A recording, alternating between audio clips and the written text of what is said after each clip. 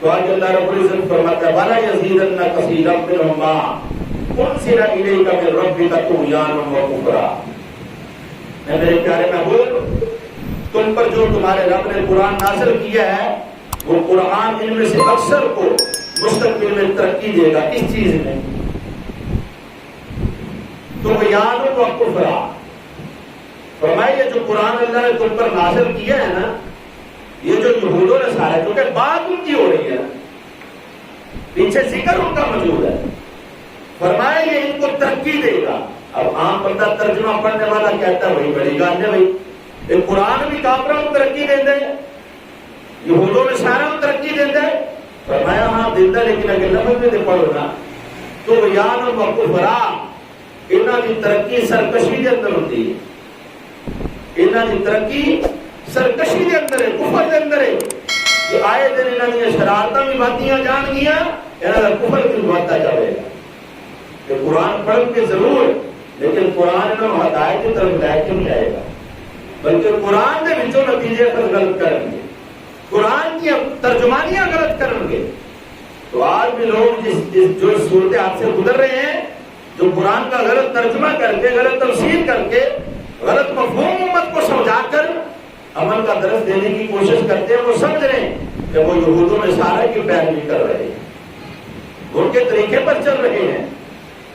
یہ فیصلہ تو خالق کائنات نے قرآن کے اندر پہلے سے بیان کر دیا، یہ مولوی تو بیان نہیں کر رہا، یہ تو اللہ کا قرآن ہے، اصل پہلے سے موجود ہے۔ فرمایا کہ کیا ہوگا کہ یہ قرآن پڑھیں گے ضرور، لیکن مستقبل میں ان کی شرارتیں بڑھتی چلی جائیں۔ اب آئے دن یہود و نصارہ کی جو شرارتیں بڑھ رہی ہیں، کیا وہ ہمیں نظر نہیں آ رہی؟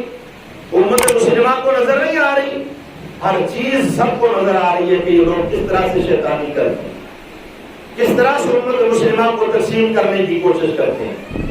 آپ دیکھ رہے ہیں ہماری کوئی بھی مذہبی جماعت جب سامنے آنے کی کوشش کرتی ہے، سب سے پہلے اس کے اوپر الزامات لگائے جاتے ہیں، ہماری ہی نظر میں ہمارے ہی مسلمانوں کو گرا دیا جاتا ہے، ہماری ہی نظر میں ہمارے ہی مسلمانوں کو اتنا ڈیگریڈ کیا جاتا ہے، ہم کسی مسلمان جماعت کے بارے میں سوچنا بھی پسند نہیں کرتے، اس کا ذکر کرنا بھی پسند نہیں کرتے۔ اللہ رب العزت آگے قرآن مجید فرقان حمید میں کیا فرماتے ہیں؟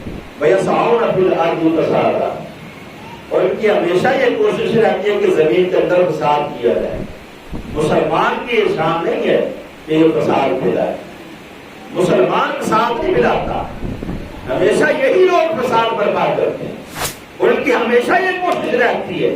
اور اللہ رب العزت اس کو اپنے قرآن کا حصہ بنا کر بیان کر رہے ہیں، تاکہ کل کو کوئی بندہ یہ نہ کہے کہ شاید یہ مسلمان اپنے پاس سے ترجمانی کرتے، اپنے پاس کی وہ بات بیان کرتے ہیں۔ فرمایا نہیں، مسلمان ہمیشہ امن کا داعی رہتا ہے، ہمیشہ امن کی پرسکون کو بات کرتا ہے، لیکن جب بھی مسلمان کو پریشان کرتا ہے تو ہمیشہ یہود و نصارہ ہی پریشان کرتے ہیں، یہ شرارتیں کرتے ہیں، مختلف قسم کے پراپیگنڈے کرتے ہیں، زمین کے اندر فساد پیدا کرنے کی کوشش کرتے ہیں، جس طرح کے سورۃ المائدہ کے اندر آیت نمبر 18 میں بھی موجود ہے۔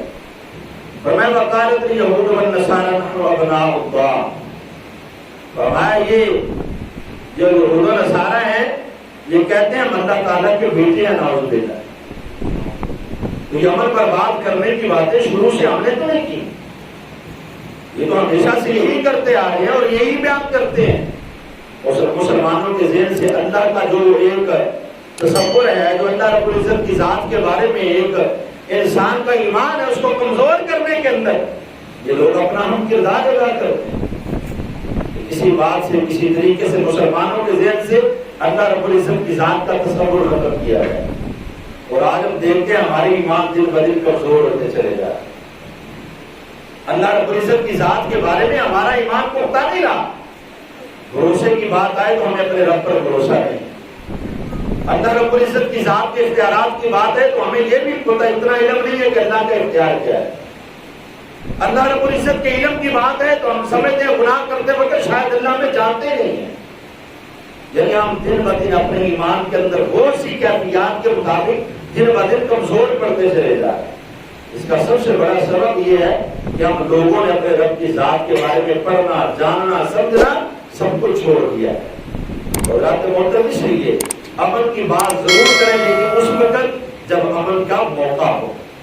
لیکن اگر کوئی انسان قرآن پر ہدف اٹھائے تو مسلمان خاموش رہے تو سمجھ لینا اس کی غیرت ختم ہو چکی ہے. جب نبی کی ذات پر بات آئے تو پھر بھی مسلمان خاموش رہے تو سمجھ لینا اس کی غیرت ختم ہو چکی ہے. حضرات محترم شریف ہر چیز کو برداشت کرتے ہیں, اپنے معاشرے میں اپنے ساتھ تمام لوگوں کو رہنے کی اجازت دیتے ہیں لیکن امن کے ساتھ, محبت کے ساتھ. لیکن اگر کوئی ہمارے خدا کے بارے میں بات کرے, مصطفیٰ کے بارے میں بات کرے یا پھر قرآن کے بارے میں بات کرے, پھر خاموشی ہم سے نہیں ہو سکتی. پھر کسی بھی مسلمان سے خاموشی کی توقع نہ کی جائے.